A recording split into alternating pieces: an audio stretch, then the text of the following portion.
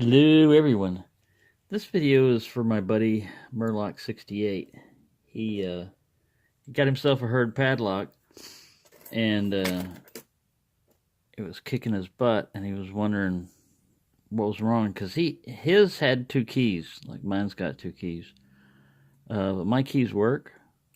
This is one of those type of padlocks that opens either way, clockwise or counterclockwise. Bosnian Bill had one of these in his naughty bucket for years until he just found out that he could go counterclockwise with it, and he was able to pick it open that way. So also the key is unusual. It's flat on one side, and you've got basically one ward. That's that ledge right there. This outer thing makes it look like it's going to be a dimple key or something, but that's just, the only the outer warding. And this thing works great. They're very camera shy. I've only been able to pick one of them open off camera a few times, on camera never. Same with this one. This one I haven't even been able to pick open either way, even with the key. With a pick, clockwise or counterclockwise. I can put it in here and give a run at it, but I really don't expect anything good to come out of this. It's positive, like a click, and it's open.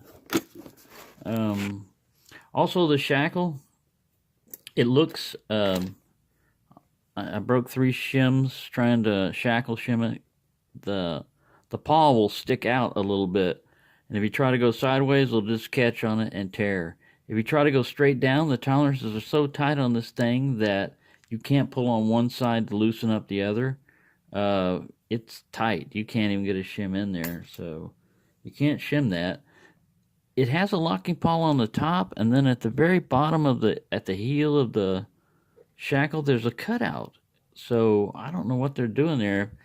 I've never seen one where it has a locking mechanism down here and way up there, but it's possible. Even if you did shim that, you would still be held back by something down here in the base of the lock, which means if I can't figure this out, eventually I'm going to buy an old one, and take them apart. See what makes them tick. I'm going to try to do this counterclockwise.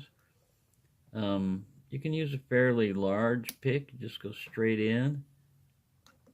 I've had more success with like medium tension, but whatever works.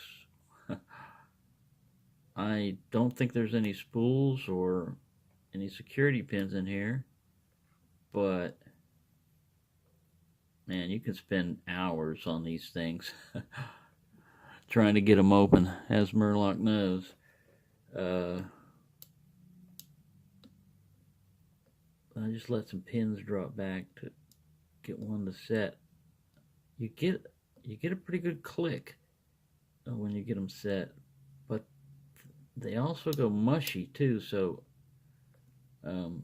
these could be tapered pins in here causing this, which makes it really easy to overset. You've got to get them just right, and it's just beveled, designed to just go slide right in there for an overset. Make it much easier. But yeah, these things are tough, man, and this one's a perfectly functioning lock, as you saw, but they're a pain in the butt. The only way I got into those round body ones is I figured out that you can core shim them. And I don't think you can core shim these. I think there's a lip right behind there. I haven't put a core shim in it yet, but wouldn't that be something if it was core shimmable? I doubt it. I think there's a different design on this. But yeah, I tried varying tension. I tried going from light to heavy tension, pulsing it, all kinds of stuff. And like I said, when I open them up, off camera, you're like, now why can't you do that on camera? And you turn the camera on and psh, it looks like this. A lot of probing around and getting nowhere. This is my homemade pick. I need to make another one. This one's bent a little bit.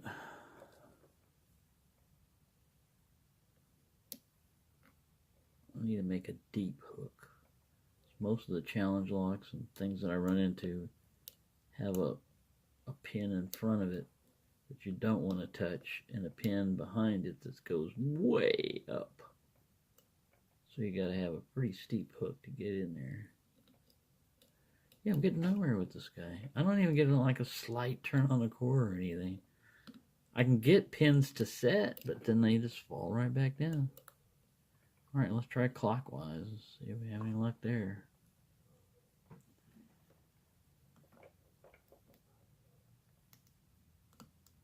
Yeah, I thought I'd put this up for him.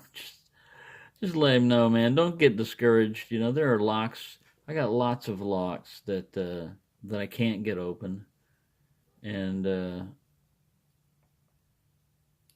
I have I have them sitting in line back over here behind the camera off to my right. Right now there are 1, 2, 3, 4, 5, 6 locks right there. 7. I just forgot the little Empire 6 lever. But yeah, especially older locks, you run into springs and gunk and all kinds of stuff that if you don't have a functioning key with the lock, you really are not sure. Some of these are, you know, like 100 years old. Or try being out in the weather that long and see how well you function afterwards. They can be tricky. You can have, even if the pins move around, you can have something broken in the locking pawl, or something messed up in the core. I had an American lock that I had picked. I had picked it open, but I still could not get it to come out. I had the core turned 90 degrees and everything, but the ball bearing mechanism was stuck in it. One of the ball bearings wouldn't recess back in. Maybe if I had a hammer and smacked on it enough, I would have figured that out, but I wound up gutting it just to figure out why it wouldn't open. But yeah, sometimes you got to do that. I don't just tear locks apart just for the heck of it, you know. If I can see a video where somebody's done a good job of gutting one or taking one apart, then there's no need for me to do that, you know. I can learn enough from their video to not have to do it. But if you can't find any videos, you know, and you've got locks that have got you curious, well, that's how you figure things out, man. Sometimes you have to take things apart, and sometimes they don't go back together. You know, you take them apart, and sometimes they don't go back together. You know, just as long as you learn something from it, gain knowledge. And in my case, I'm videotaping it, so I'm trying to pass it on so that somebody else, if they run into those situations, those old locks, if they don't want to tear them apart. You hear that? 3 or 4 pins drop down, and it's a 5-pin. And look at it, it's flat. I have tried raking this thing. I have tried snap gunning it. Yeah. But only seems to want to work with a key. There's all different kinds of fonts and designs on these older ones. This one's one of a more standard type. They've got one that's kind of like wings coming up that says Hurd. This one's in brass. I've seen other ones that look like they're in like cast iron. But look at this locking mechanism down here. When you start getting a lip over here on the locking pawl sticking out, it's going to trap your shim. See how that moves around? It's going to trap your shim in there and break it. And then you think, okay, I can go just straight down. Well, look at this. I don't know if I can show. There, you see that little cutout right there at the base? And it's only on one side, and it lines up with the shackles. So they could have a dual locking mechanism where even if you got past this one, you couldn't get past that one. Get it in there. Focus, damn you. I know what you're looking at. camera's off and in the ozone. But yeah, once you close this shackle, you see all that gap over there? You think, man, I can just pull this. No. That thing is locked tight. I almost broke my last padlock shim, which I need to get some more. I almost broke my last padlock shim trying to go straight down to bypass it. And I got a key. It's not like I have to get in there, but I'm just trying to figure out, you know, help out Mur-Lock as much as I can. But yeah, all I gotta say is don't get discouraged, buddy. These things happen. Yours was a Navy one, a USN Navy one. I don't know if they had any special specifications for them. They're tough enough, like I said, as is. So there you go. I didn't want to drag this along too long, but just a little bit of encouragement there for Mur-Lock that, yeah, these things are tough. They're not easy to open. I'll keep my eye out for more of them here in America, and I'll try to send you one if I can get some more. One with a working key, and one that I can pick open, and then I'll send it to you, and hopefully you'll be able to pick it open. And your skills are good, buddy. Don't downgrade yourself or anything. I've seen you pick some crazy locks, man. And you got persistence too, man. You stick with it. So a lot of times the reason why I give up after 10 or 15 minutes is just fatigue, or I realize I'm just butting my head against the wall. I'm not going to get anywhere. Which maybe I would if I would have just stuck with it, you know. So I'm not always ready for those marathons, though. So thanks for watching, and happy picking. Hello, everyone. Guess what? I have another Hurd. This is the one that I've had for a while, and it's also a U.S. Navy one. This one I have picked open, and I don't have a key for it, but I've never picked it open on camera either.